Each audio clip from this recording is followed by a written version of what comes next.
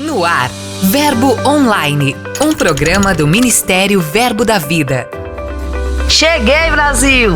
Olá, queridos, graça e paz, bem-vindos ao Verbo Online. Estou aqui de volta depois das férias. Nós tivemos aí todo o mês de fevereiro o programa sendo apresentado por Ana Gaia Rufino. Ana, um beijo no seu coração, fez um excelente trabalho. E a partir de agora, eu aqui de volta para trazer para você todas as novidades do que acontece em nossas igrejas no Brasil e no mundo e também do nosso ministério, além de uma entrevista muito edificante com o nosso convidado de hoje. Então, fique ligado que o Verbo Online está no ar.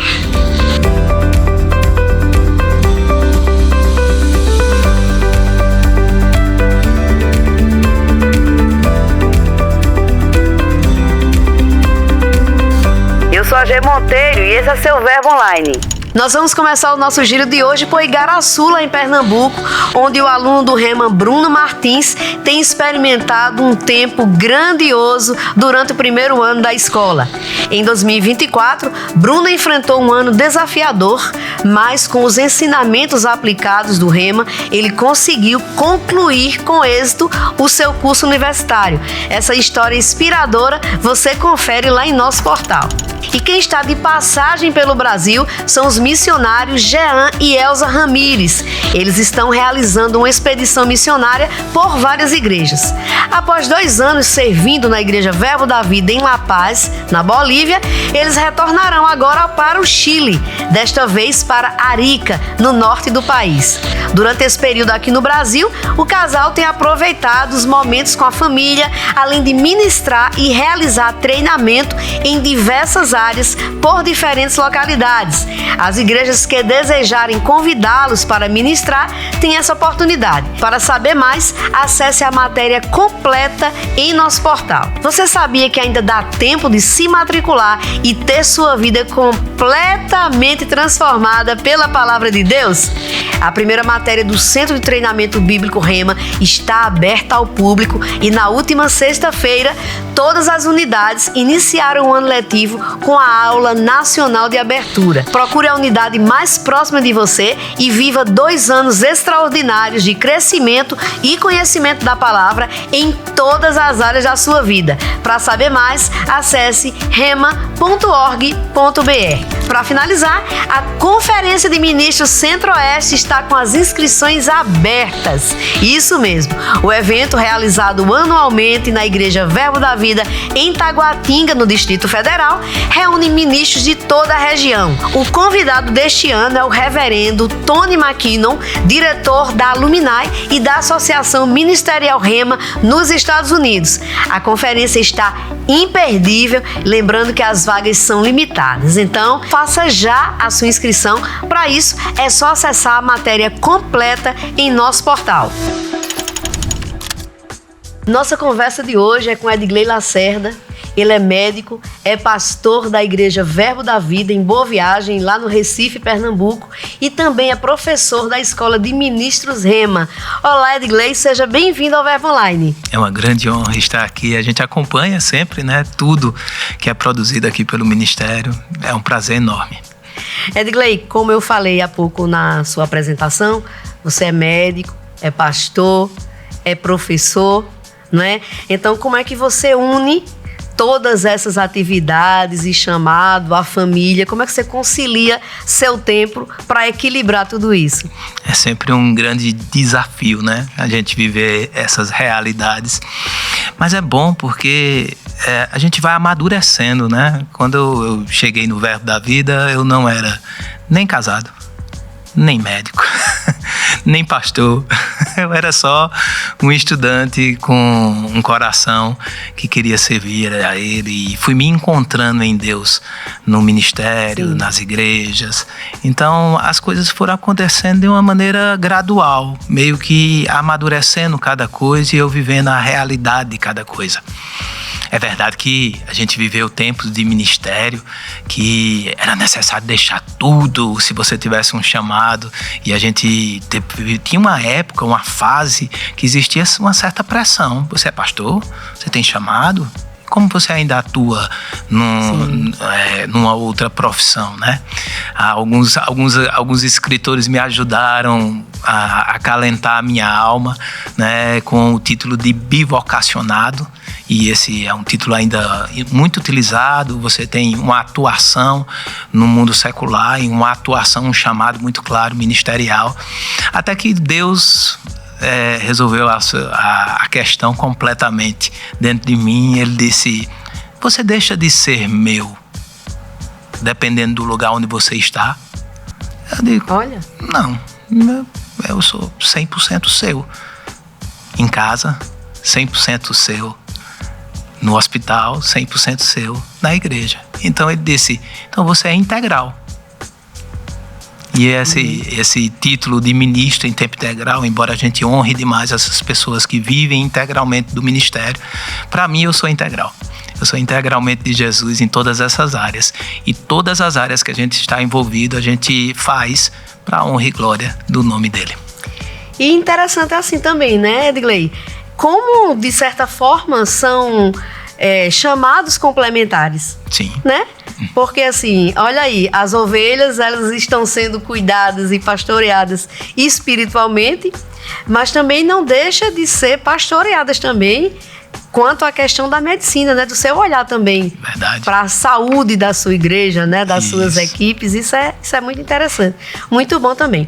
E por falar nisso, eu gostaria de saber o seguinte: se ao unir, não é, essas duas vocações, a ser bivocacionado, como você falou, se você poderia compartilhar com a gente assim, alguma experiência em que a fé e a medicina se unem, né, na sua jornada de trabalho, algo que aconteceu assim, que houve a união dessas duas coisas.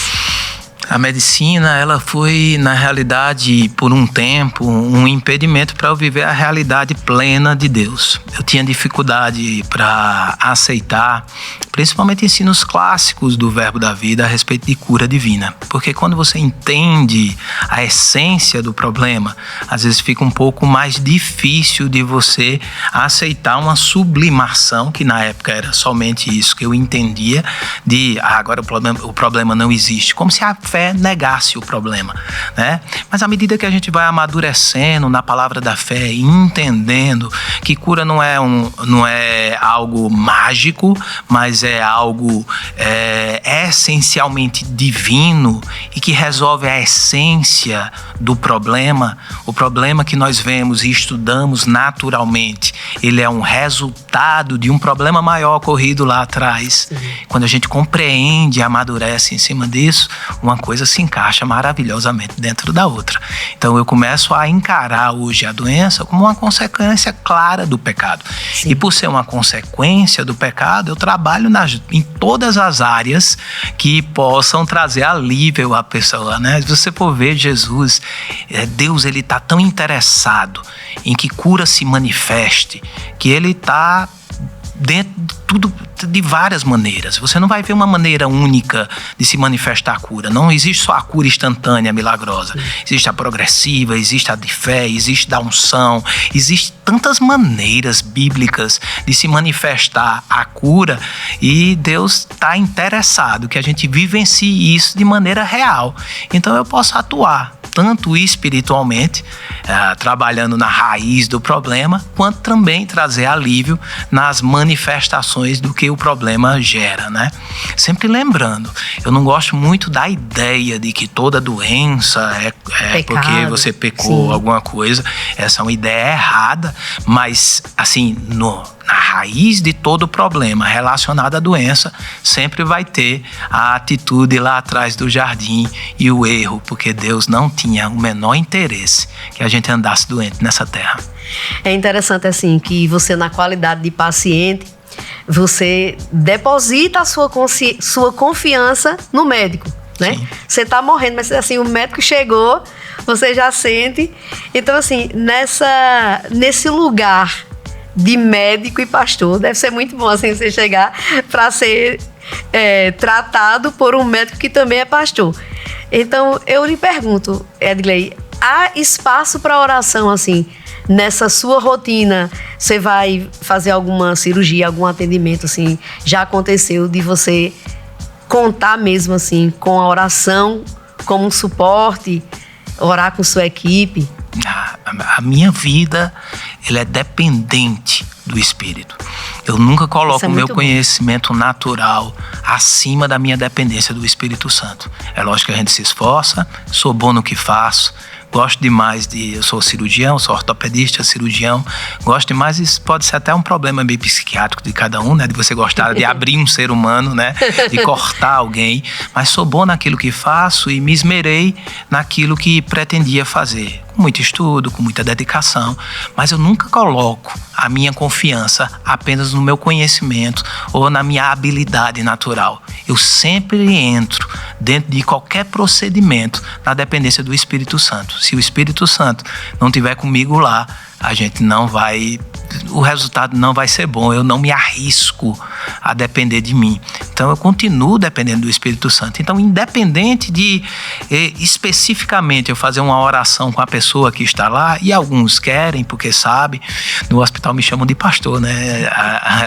A coisa é tão assim misturada que tem muita gente lá que me chama de pastor e não de doutor. Então algumas pessoas sabem, algumas pedem, se a pessoa pedir, eu respeito, a gente vai orar com ela, mas não é uma prática imposta aí que eu faço. Por quê? Porque eu venho orado de casa. Eu venho dependendo do Espírito Santo. E aquilo que vai ser realizado, você querendo ou não, o Espírito Santo vai estar envolvido naquela situação, vai estar envolvido naquela resolução que, às vistas normais, seria uma resolução natural, mas potencializada pelo Espírito. Que coisa boa, Edgley. Você também, como um professor da Escola de Ministros, você ministra sobre isso, né? Sobre a saúde do ministro. Então, como é que ela influencia diretamente no chamado ministerial? Como é que ela pode impactar no desempenho dos ministros? Eu abro a aula, e agora todo mundo que escutar vai acabar a surpresa, né? Eu abro a aula fazendo uma pergunta, uma reflexão. Por que eu, que creio em cura divina? Porque nós, no Ministério Verbo da Vida, cremos nas intervenções divinas, trazendo cura, manifestando milagres. Para que estudar a saúde do ministro? Né? Se eu creio em cura, porque o desejo... Se eu creio que eu sou sarado, né? Curado. Exato, mas o desejo de Deus não é manifestações milagrosas de cura. De novo, é uma das vertentes bíblicas que a gente vai ver, porque ele está interessado que cura seja estabelecida. Mas o desejo principal é que a gente ande em saúde divina. Né? Eu gosto, na aula eu falo, a antiga aliança, a lei, ela aponta um problema, ela aponta o pecado, ela diz o problema está aqui, e ela oferece cura. A nova aliança, ela aponta a solução, Jesus, e a proposta que ela tem é saúde.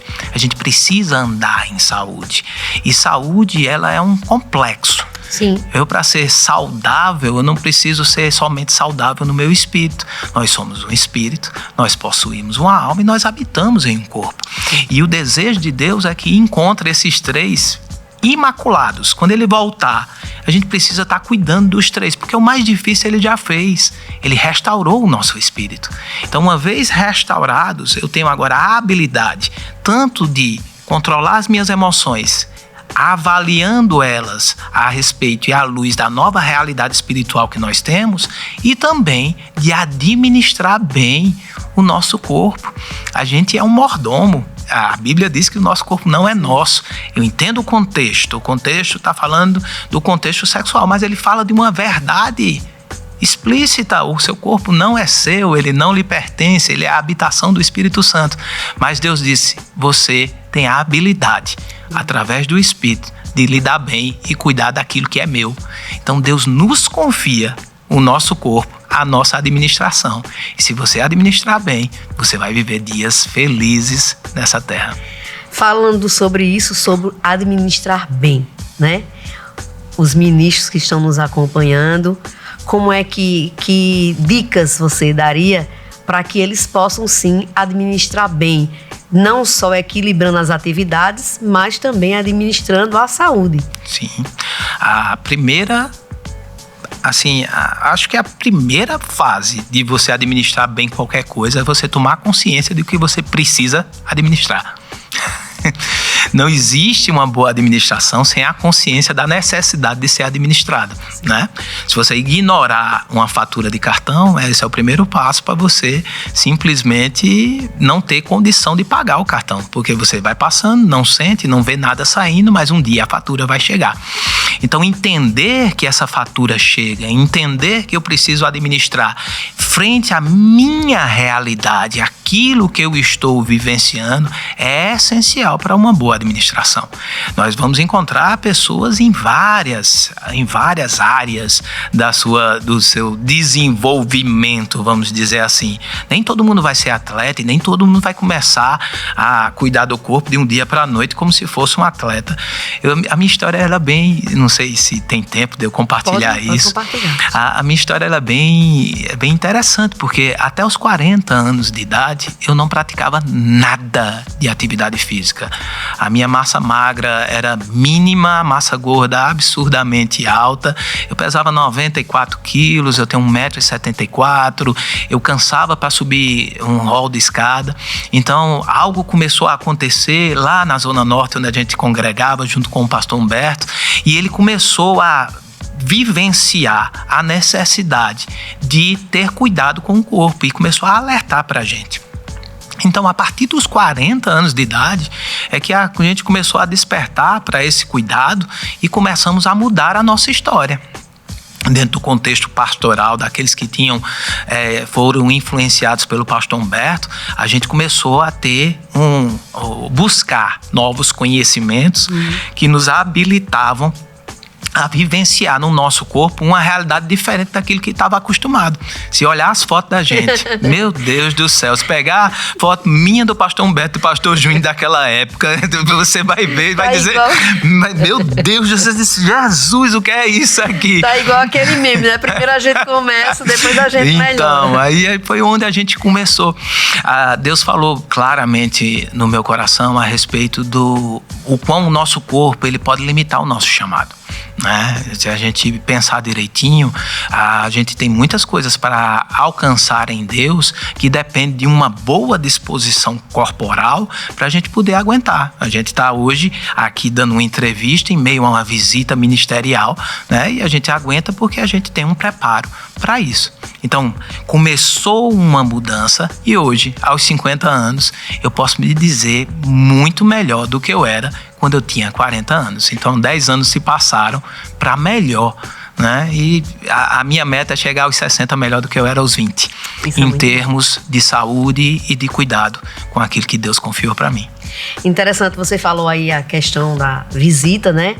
Hoje, uma caravana vindo de Boa Viagem, da Igreja de Boa Viagem de Recife, da Igreja do pastor Edgley, está aqui, né? Veio conhecer o Centro de Operações do Ministério Verbo da Vida. Vocês vão acompanhar toda essa visita numa matéria no nosso portal.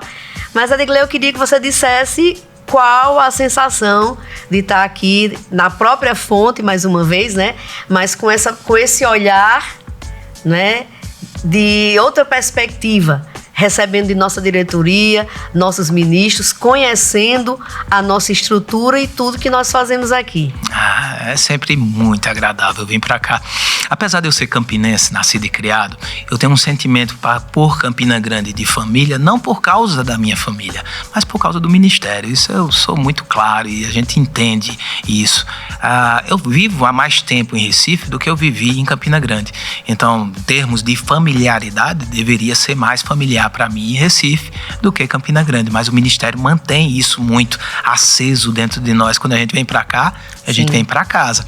E isso foi a habilidade do pastor Humberto, né? Desde muito cedo, quando a gente se via ali na Zona Norte, ele sempre teve muita habilidade de nos conectar com o ministério. Entender que a gente fazia parte de algo maior do que nós mesmos. Nós não somos uma igreja. Às vezes, quando você fica naquele contexto só da igreja, você gira em torno dos problemas que estão locais da igreja. O foco fica ali, por exemplo, Vou abrir. A gente tem um vazamento crônico no telhado. Pronto, aí a gente fica girando na goteira. Sim. Uma vinda para cá abre a perspectiva da gente.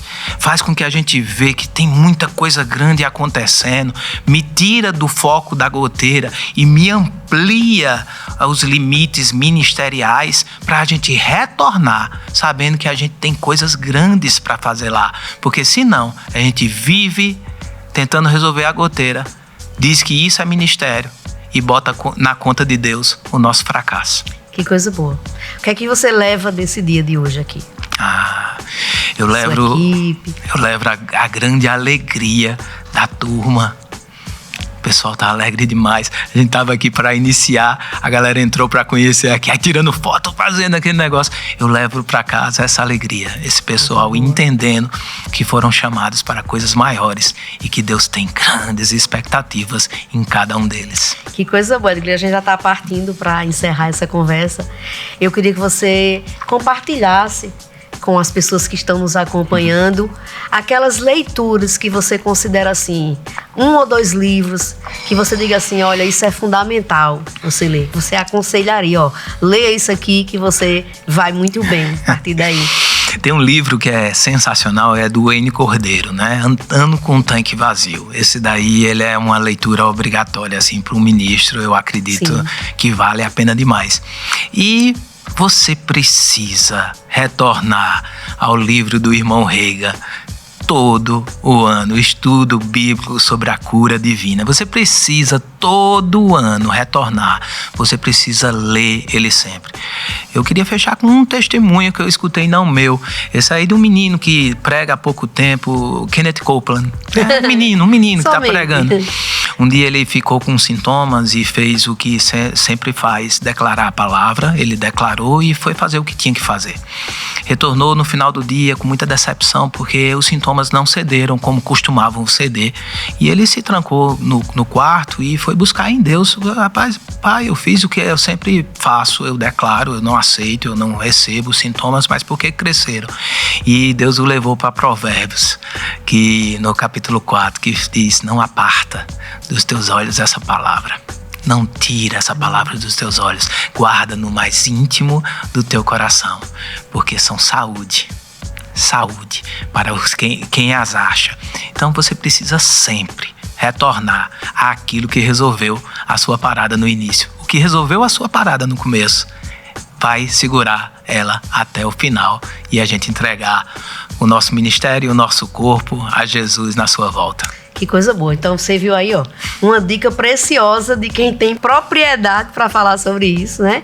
Então você já acessa verboshop.com.br, já garanta o seu livro sobre cura. Edgley Lacerda, que honra tê-lo aqui, pastor. A gente, pelo entusiasmo da sua igreja, a gente sabe a unção sobre a sua vida, que a gente honra muito, que o senhor, sua esposa e sua família. E pra gente aqui recebê-lo sempre é uma grande honra, e mais aqui no Verbo Online com a gente. Muito obrigada mesmo. A honra é toda nossa, foi um prazer enorme. O Verbo Online de hoje vai ficando por aqui, mas você já sabe, tem muito conteúdo disponível para você. É só acessar verbodavida.com ou baixar o nosso app.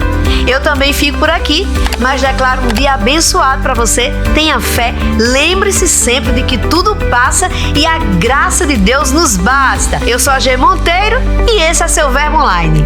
Até mais. Você ouviu Verbo Online, um programa do Ministério Verbo da Vida.